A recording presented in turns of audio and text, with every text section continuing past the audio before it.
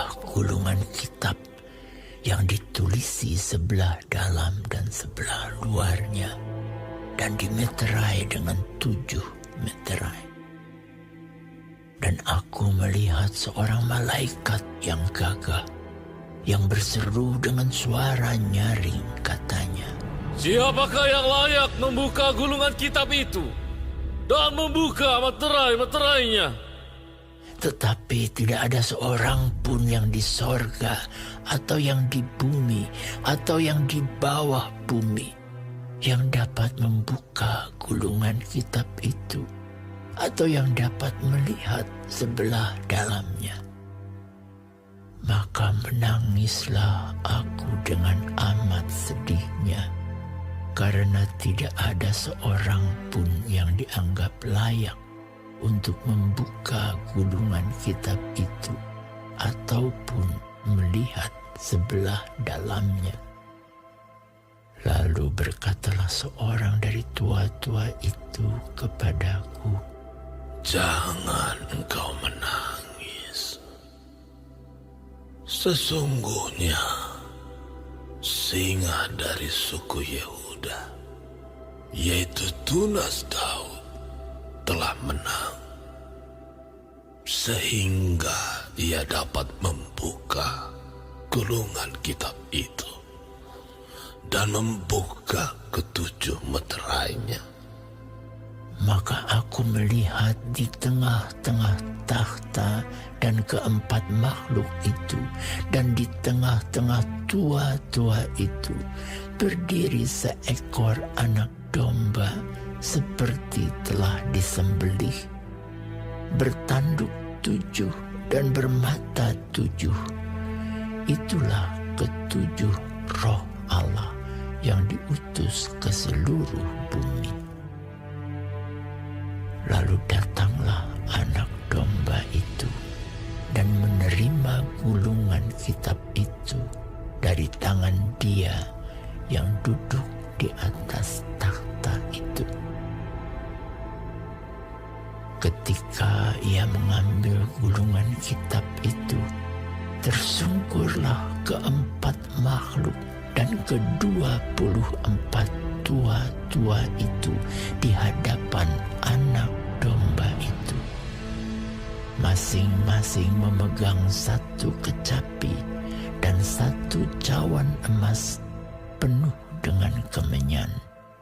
Itulah doa orang-orang kudus.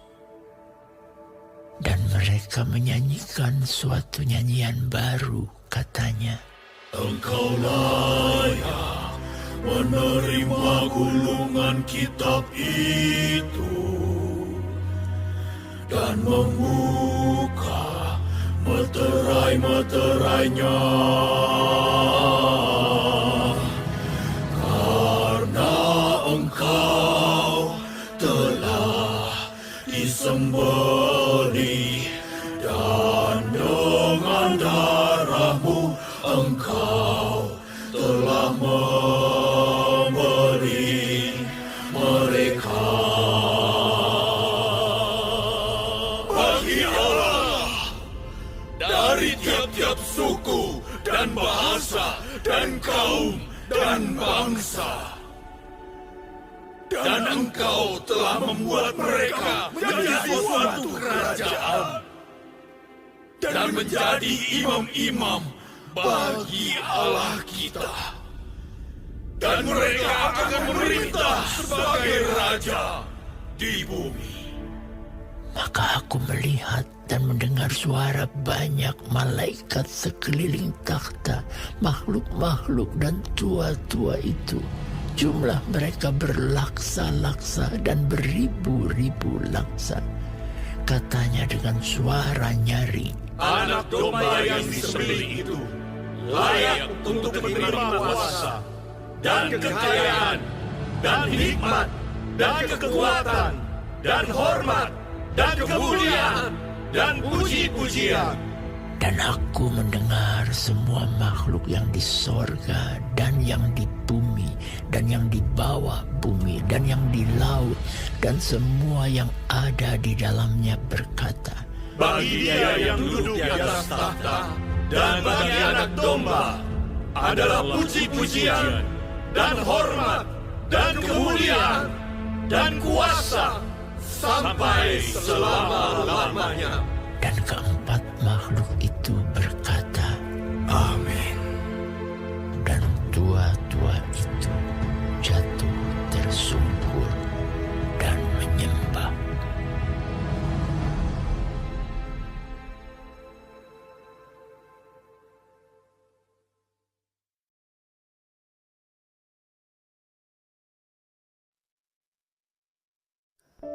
Shalom saudara-saudaraku yang kekasih di dalam Tuhan Yesus. Puji Tuhan kalau kita masih diberi kesempatan hidup hari ini dan dapat mempelajari firman Tuhan, panduan kehidupan dari Wahyu 5 mengenai kitab yang dimeterai dan anak domba. Tuhan Yesus memberkati kita semua.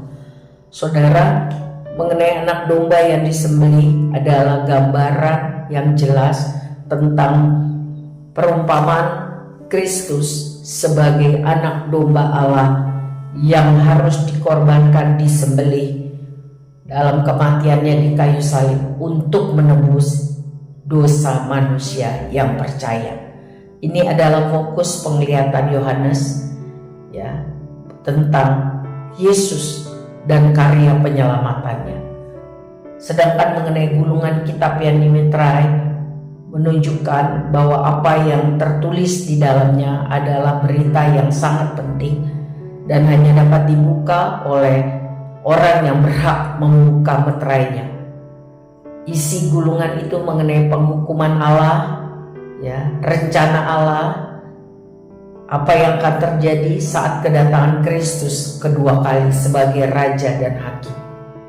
Mengapa hanya anak domba yang menggambarkan Kristus yang layak membuka meterai-meterainya?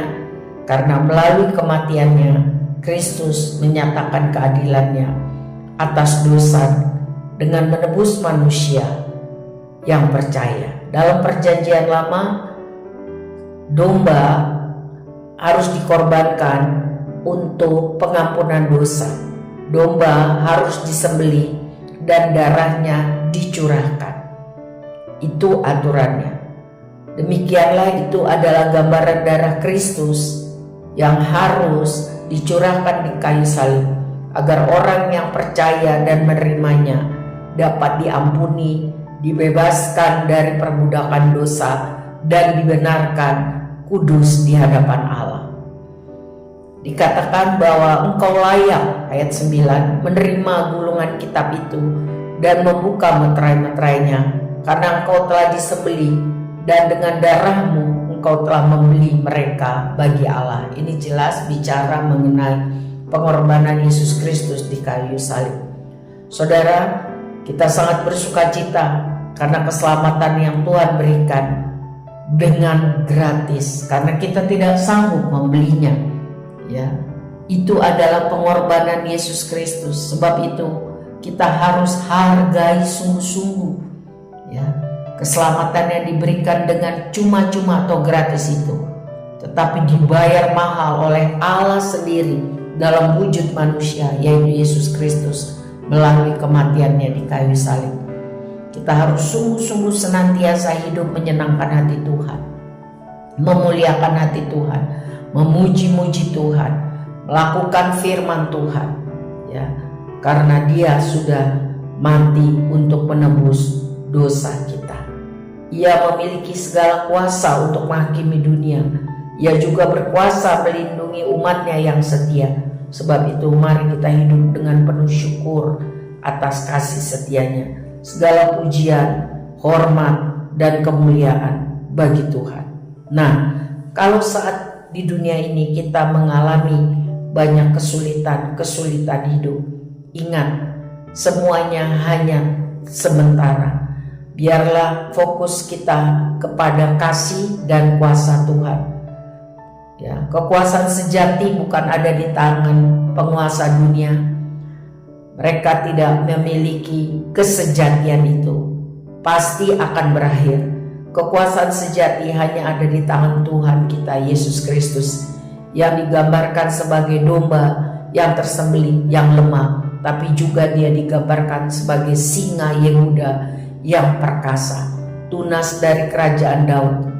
Ketika ia memerintah, maka semua makhluk di bumi akan tersungkur menyembah. Sebab itu tinggikan Tuhan Yesus Kristus, karena dia sangat mengasihi kita, memberikan nyawanya bagi kita, supaya kita hidup bagi kemuliaan namanya. Jika kita mengalami kesulitan hidup, jangan menjadi lemah dan putus asa. Tetap berharap di dalam Kristus.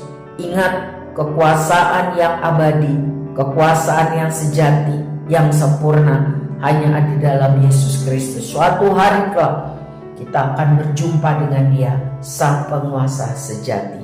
Amin. Biar kita kuat di dalam hidup karena bersama Tuhan.